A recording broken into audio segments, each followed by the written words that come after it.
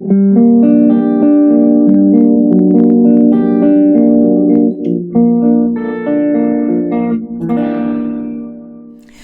everyone, and welcome back to another episode of Shred and Soul. I'm Shred, aka Kevin Wood. And I'm Soul, aka Wind Hughes.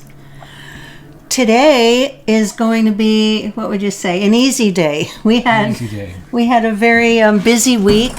Last week, as you know, we did 2 episodes for the first time with John Hogue, amazing Intuit and Nostradamus scholar. And we broke it into 2 parts because it was really long, but we didn't want to edit or cut anything out. Right. And I just want to say we've received amazing response to it. Some of it a bit unsettling because some people were really a little disconcerted about his presentation about Israel, and other people very excited to hear it and really excited to contact John. So I want to say that I'm excited that it brought up so much thought and feeling for people. There's nothing wrong with dialogue and diverging viewpoints. Yeah, and we've done, I think, a good job of presenting thoughts and ideas without laying our trip out there on people, because we certainly have thoughts and ideas about all of this, but our focus on this podcast in very many ways is to present ideas and have people be able to listen and approach those ideas and make up your own mind and choice. And, reality is like a menu in a restaurant. There are so many possibilities of what you can order, so many bits of information you can find and discover that'll either say the sky's red or the sky's blue or it's green. And no one's forcing you to eat that one item on the menu that you don't like. So you pass it by and you look for one you like. And hopefully with beliefs and thoughts, you can be open to seeing what the ingredients are and what's in it and deciding for yourself. But how many times have you never thought or knew of a food until someone presented it to you? Yeah, or how many of you didn't know what you're eating until you read the label? And the thing with people's viewpoints and opinions and outlooks is that read the label and see where these people are coming from. You might not agree, but there might be some tenet of genuine thought that went behind somebody's viewpoint that might have a basis in some educational level or some experience that they have that they're trying to share. So with an open mind, I think is how we approach what we present and how we present our viewpoints. Yeah, and these are the viewpoints of our guests. Some we agree with, some we don't. And one of the things I will say, though, is that even when they're divergent viewpoints, I learned something, because I'm not a historian, I'm not a politician, I'm not a master astrologer, and I don't know the depth of these things that many of the people we talk to have. So I'm open to hearing what their experience has been, and then deciding for myself what fits and what doesn't. So that's how we ask you to maybe embrace some of the information. We'll probably have more of it as we're developing our podcast, because Kevin and I are not afraid to speak our mind and present divergent opinions. Censorship, squelching different views and critical thinking, for me, done over. I am not going to be in fear in this podcast of what we present because someone might be upset. If you are upset, not only don't order something on the menu, but maybe get up and leave the restaurant. No one's forcing you to be here. We want you to be here with an open heart and an open mind, and maybe be presented something you've never thought of or heard of before. Yeah? Yeah, so here's to open hearts and open minds. Spring, the equinox, we want to and to John Hogue. John Hogue. Thank you again for gracing us with your presence. John knows a lot. Yes. And you can't discredit him for that. No. And I know for us, my kid's dad's Jewish. His ancestry is from all over Israeli area and that part of the world. And definitely he's lost relatives in the Holocaust. So it's very close to me to be protective of the Jewish traditions and the Jewish people. That doesn't mean that I'm not open to hearing more about history. Yeah, so our present events. Yes, exactly. Because we don't, we're being fed information through media mainstream or non-mainstream. And it's up to us to go through it and figure out what resonates with us. Yeah. But keep an open mind, and don't, if you run into something that you don't agree with, don't let it wreck your day. No, and be open, be open. This is difficult times. We don't know what's true. We don't know what's not true. We don't know what we're being fed. And there's a highest aspect to all of us too that many people don't embrace. So for those of you maybe who are into the sacred or into spiritual traditions, we'd like to say a happy upcoming Easter. We just moved through the equinox. Passover starts on April 1st. Buddha's birthday's coming up. Some do April, some do May, but it's in the spring. There are so many traditions and holidays this time of year. So to all of you friends and family with an open heart, we're celebrating you and all of that that's sacred to you. Yes. And I think underlying the entire thing, we talked about the equinox and happy spring, because that's what's happening right now, spring. Mine is, which I've had before on the podcast, champagne and mango orange juice in it, which is just delicious. I like my champagne straight, sometimes with a shot of vodka in it, but I'm not doing that right now. No. So this is our easy day. We worked really hard last week. We're both tired. There's stuff going on. We're just going to kind of ramble on and hang out with you. But I wanted to talk about the equinox because I love the equinox. It's this time of year around Easter, and it was March 20th this year. And for me, there's a spring equinox and an autumnal fall equinox. And they are the points where there's equal light and equal darkness. And that is a moment of such hope for me, a teaching that most of the year there's polarization. There's more dark, there's more light, there's more red, there's more blue. It's these polarized realities that have a tension that impacts everything in life, from growing seasons to, the moon and gravitational pulls. It impacts us. And in these moments in the equinox, 2 times a year, that tension, in a sense, resolves and there's equity. And to me, that's a beautiful teaching that, as fleeting as that feeling might be when we move on in life to polarization and divergent viewpoints and all of that, that peace, that harmony, that balance is possible. Not only possible, it happens. We can witness it.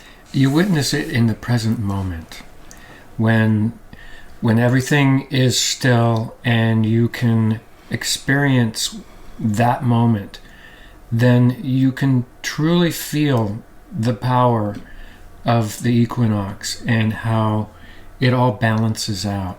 But it's not to say you have to wait for the equinox for that. Any time of the year, anytime you can bring yourself to the present point and experience what is. And that's where peace is, in the center. It's in the center. And I think the equinox is a teaching that, as you said, we carry all year. And because it's possible. We know it's possible out there. It's possible here. What's within is what's without. What's above is below. And to have that moment of taking a breath in the middle of the polarization, because the polarization is an aspect of the physical universe. It's not a spiritual dimension, really. It's what happens in the physical world. If we didn't have polarity in the world, most likely the entire universe would just implode or explode, because that energy of positive, negative holds the physical elements together. So it's a part of this physical plane, but on a deeper dimension, that inner peace and that inner that's place within us where there is harmony and the resistance leaves and there's equity, exists and is accessible all the time. So the equinox is a great time because we're leaving in the spring, and this is, I think, my favorite. Well, maybe it is. I don't like to be prejudiced over the spring or fall equinox, but this one, we're coming out of the darkness because we've had more darkness, and we're embracing the light. And even though there's still darkness, the light is building. The days are longer, and this is the beautiful time to work through and release some of that darkness in us. Right? To release some of it in us and look at what we want to create in the light. Yeah, people talk about embracing the darkness. So when we move into winter, we learn that we embrace the darkness, which means that it doesn't mean that we're like, enjoying negativity or enjoying dark forces or aligning with dark forces. It just means that things are slowing down. You think about what's inside. You think about nurturing the small germinating seeds that are inside you, and how you can grow those seeds and get them ready for spring, which the coming of light, you'll see these things blossoming. It's part of intention. The equinox, the vernal equinox, what we're experiencing now, can represent that. A manifestation of your intentions, and those intentions could have their seeds planted in the dark times, not the evil times, but the times when the darkness is more prevalent. Well, there are a lot of things that do grow best in the darkness, like bulbs. Mm-hmm. And that's a teaching that sometimes we don't even see what's happening. The bulbs are beneath the ground, but that's their most potent time, and they're just starting to come out. Mm-hmm. And I know for me, we have stuff going on in our lives and between us and in our families, and it's so easy to get behind the darkness. It's so easy to stay there and be stuck there. Or maybe a thought comes up about someone who's done something that I don't like, a friend or a family member. Things close to us, not just out in the world, but close to home. And I find myself in that moment embracing and being conscious and aware of, what do I want to feel in this moment? Do I want to hang on to that darkness? Do I want to allow the light to return? Do I want to remain angry at that person? Do I want to send them love and light rather than hang on to my resentment or my anger at what's occurred over time? And hanging on to that doesn't serve us very well, because transformation occurs very much in the light. Light trumps darkness in a sense. And that's where life is affirmed in a sense, in the light. And so I know in me, I'm aware of where I hang on to darkness and about people and events and places. And when it comes up, I really try to breathe into that and let it go. Not deny that it occurred, not deny that that person, that I work with or in the family, or not to deny what's occurred in history, but to embrace that moment. In that moment, there truly is an equity, and that equity is within my spirit. And do I want to live from that place? Do I want to move into the light?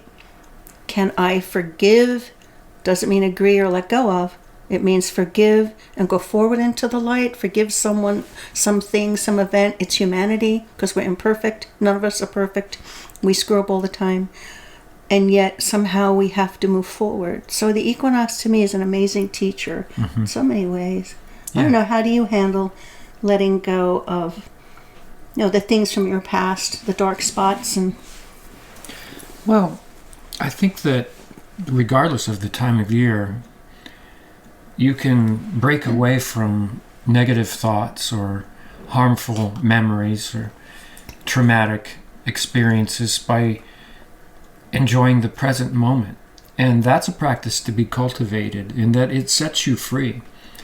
In reality, what you're usually worried about, or what's usually bothering you, is something that is not here right now, and it's a memory, a traumatic memory or a semi-traumatic memory, or just something that you're putting together that it hasn't even happened yet, a worry, or something that you think might happen.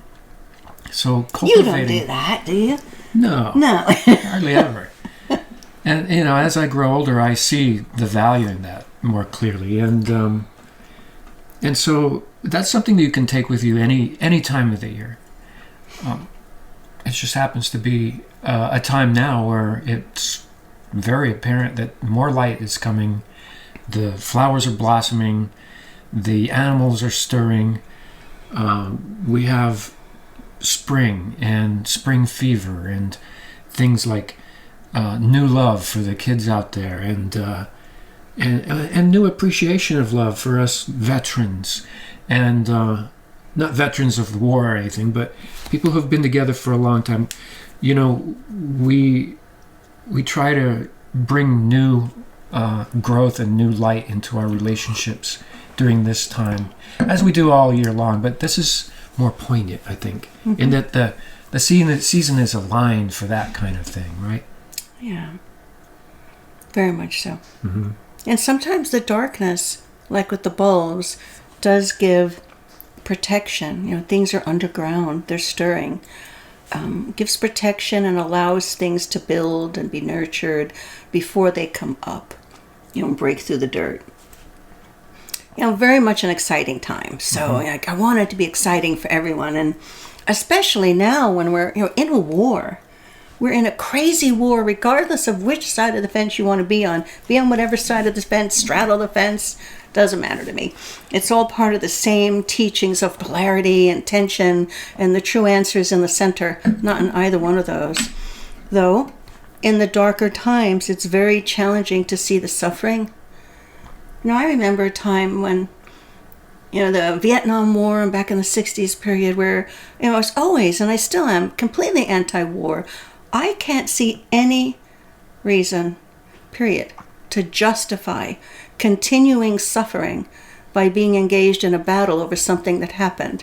I would like to believe that we're close in the evolution of consciousness and humanity to coming to a point where we can resolve our differences without, nuclear war, without a huge battle, that we see war as an outdated mode and can embrace life differently. But then again, like we had something come up recently where we were at odds, and those times happen, and we can't deny them and can't avoid them, but how we handle them is what's important. So I'm completely anti-war. There's nothing going on now in my being that can justify the kind of suffering that's going on this planet. I don't care right, wrong, who started it, who didn't. It just doesn't work in how I move through the world. Yeah, violence in any form is something that has plagued human existence from day one, right? Cain and Abel. Yeah, and it's something that really needs to stop, and unfortunately we're not there yet. We see it all over the place in small ways and big ways, but you're right, there has to be another way. And maybe as we head towards Easter here, we'll have more clarity on maybe how we can stop that. And I think it probably stops on a personal level. John Hogue last week mentioned that in a time where there were possibly 5 Buddhas walking the earth, it radically changed the outlook of humanity. And that vibration, the vibration that we feel and the vibration that we put out, adds to whatever the general consensus is going to be for humanity. So keep that in mind when you're thinking about violence, and maybe you're thinking that there's nothing you can do personally, but there is. You can hold it in your heart, and be present, and let as much love into your heart as you can, and you'll find over time that love is boundless. And if you're holding that frequency, you're putting one more drop or one more piece of sand on this side of the scale, and over time the idea is to tip that balance. Yeah, I mean, I totally agree with you, and we don't have control of a lot, and we have control over everything, because what you said, like how we live in this moment, we are co-creators of this reality. And though I'm not waging war in this moment, there are some inner wars going on in me. Like I said, feelings about people or events, things that I harbor in myself. And my contribution to the universe is to transform and transmute these as much as I possibly can, and to give as much love. There are situations going on in our family, and people outside of the family having influence affecting one of our family members. And as much as I find that anger rising me because I'm protective of my loved one, I also have a place in me where I just send love to the person, putting all that negative energy out there, like love for transformation. We, on the quantum level, we are the universe. We only have control over our peace. And so what are we doing this minute? What are we doing in 5 minutes? What are we doing now? This is it. It's not tomorrow. It's not yesterday. It's now. And we have such absolute control over this. And if thoughts and emotions are completely overwhelming you, don't follow them. Take a breath, go inside, go to that center place of the equinox, go to that transcendent place that Easter and the transcendence teaches, or if you're like a Buddhist, the quiet mind, the centered place Buddhism talks about, go to that place, because that's where we exist from, not the mind, not the thoughts. We're so full of emotions and thoughts that are so transient. 1 minute it's red, the next minute it's blue. 1 minute, don't follow it. It just takes us away from what's true. And in that moment, like you said, of what's true, of where we are the universe, we transform our peace. And if you transform your peace and I transform my peace, all of a sudden things are transformed, and that's all we can do. So it's important to not be projecting our darkness out into the world. Well, that person's wrong and that person's right, and I agree with this or I agree with that. That's the projection of our own polarization within us.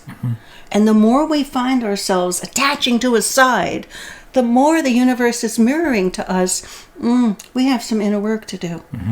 Because the truth lies in the center. I have a saying, it's on my card, and all the work I do: beyond all thoughts, beyond all emotions and physical form, in the stillness of the silence we discover who we truly are.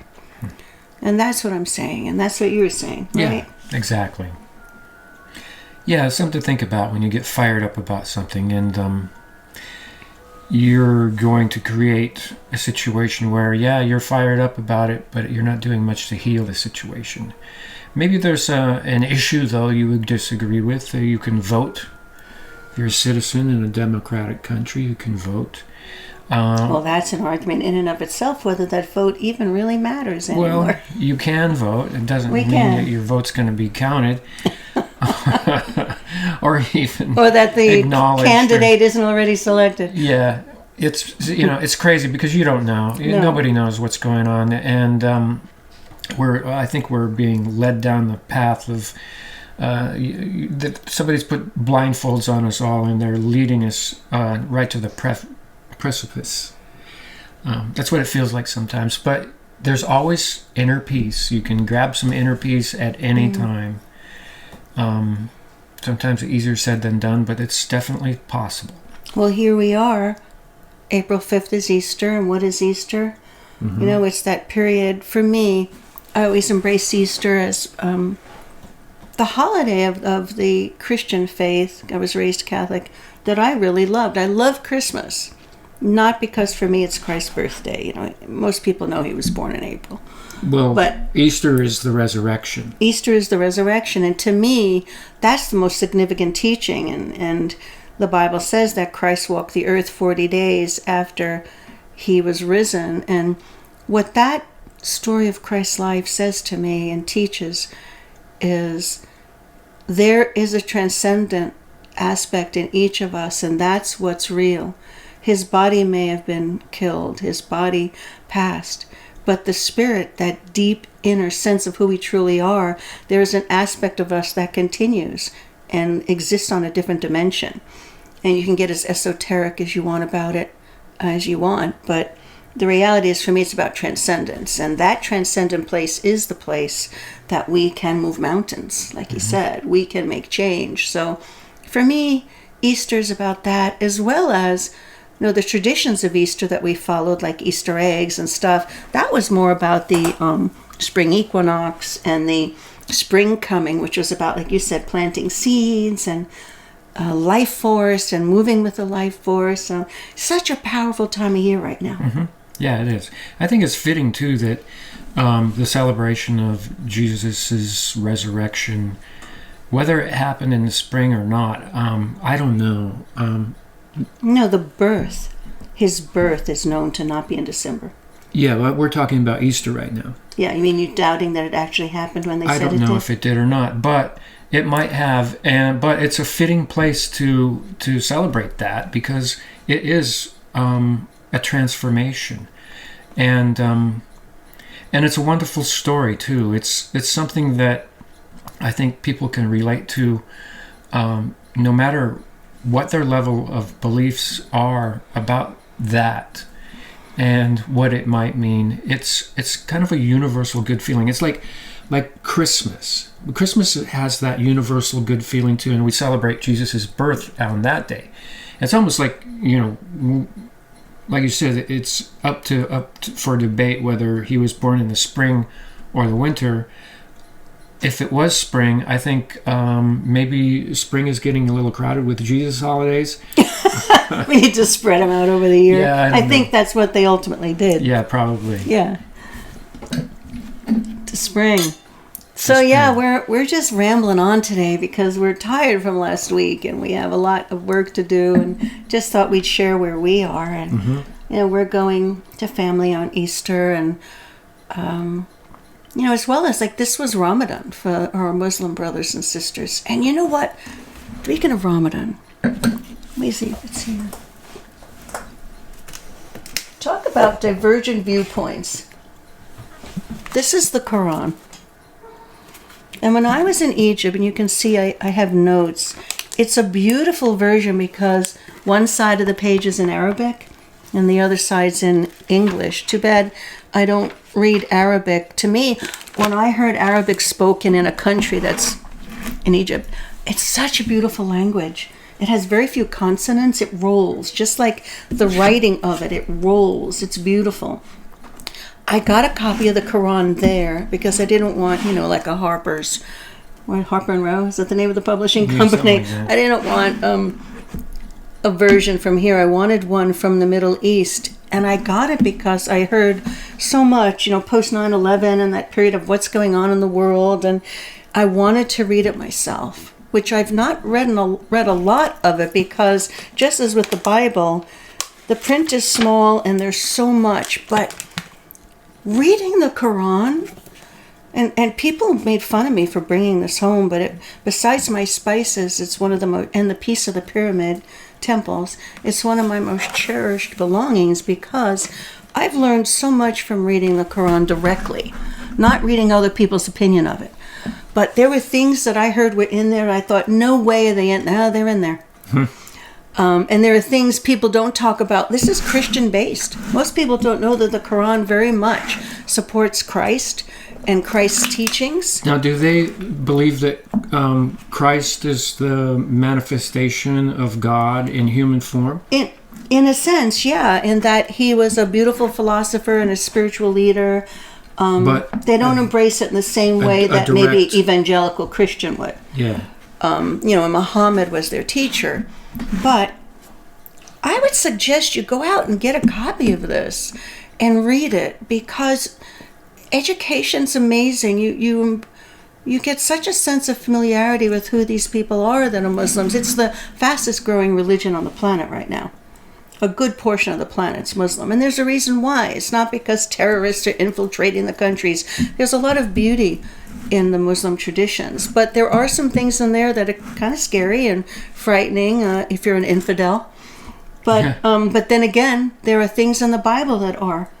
You can stone your wife in the Bible. You can stone a bad neighbor. I mean, you can do all kinds of horrific things in the Bible according to their law. So, anyway, just an example of diving into something and not assuming. I got this in 2007. It was a gift from my guide. He went in to get it for me into little stores that tourists aren't supposed to go to. And I said I wanted one in both languages if he could find it. And he actually gifted this to me as a gesture of peace. And I thought that was beautiful. That's nice. Yeah, so move beyond the polarity. Have a great Easter. Mm-hmm. Make some Easter eggs. Yeah, and worship, and do your worshiping that makes you feel good. And and enjoy the spirit of the equinox, the spring coming, the peace of the moment. Grab whatever traditions and holidays you align with and enjoy yourself. Mm-hmm. And drink some champagne if you drink. We're members at Corbel Winery, and we went yesterday to pick up our wine shipment, and so we have champagne in this glass. Yeah, tons of it. Yeah, in fact, we haven't been drinking all that much, so we're backlogged. We have tons of champagne. Anyone want to come over and have some champagne? We have a refrigerator full. So, but going to Corbel is great. They have some high-end champagnes that they don't sell in the supermarkets, which we really like. They have some organic ones, but you won't find them in the supermarkets or the liquor stores. Anything else you want to add? No. We're going to have Brian Anthony on at some point next week. Next week. He's going to do some readings. And if you haven't, check out a previous episode. Yeah, he's a tarot reader, and he Rock and Roll Tarot, right? Wrote a book about how it relates to rock and roll songs. That'll be fun, and yeah, enjoy your spring. Subscribe, please. Comment. Even a like helps the algorithm, and a lot of folks don't understand what that means. It basically means that they're looking to see if there's a like, there's a comment. Equally as important as subscribers. It's free to subscribe. It means you'll get community posts when we post them. And it helps us because we would like to be able to keep doing this. It takes a lot of time to do this, and we both work, have a life, and but this is our love. And a reminder that our album, our recording, is going to post on April 1st. Yeah, on Bandcamp. We'll have a link for it when it's done. Yes, and we have to finish working on that. Yes. We have a lot going on, so if you help this channel, it will help us go forward and be able to focus more time and energy here, which is what we love, being with you. We love being with you and hearing from you.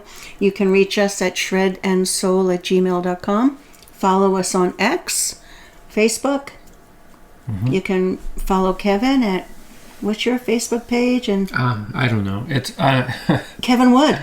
Well, you don't know. It's Kevin Wood. Yeah, Malfunctions on Facebook. All Hail the Crowns on Facebook. I'm on there. Yeah. I don't use it very often, but it's there, and I do check my messages, and I post from time to time. I post when we put out an episode here, and every now and then I'll have a shred video that I do on my own that I'll put up there. I have my own YouTube channel. You can go there and see me shred, and then hear me shred. And then, I've got, kevinwoodrocks.com or something. Is his website. Yeah. Yeah, plenty of ways you can find us. And go check out the Shred and Bowl episodes. Those are the songs, the recordings that'll be on our album when it comes out, which you will be able to purchase and help us out. It would be great. Absolutely. Yeah. So here's to transcendence, to moving beyond the limits of the physical world, and to embracing the light even in the darkness. And we'll see you next time. Yeah. See you next time, and enjoy the holiday season of the equinox. Bye. Bye.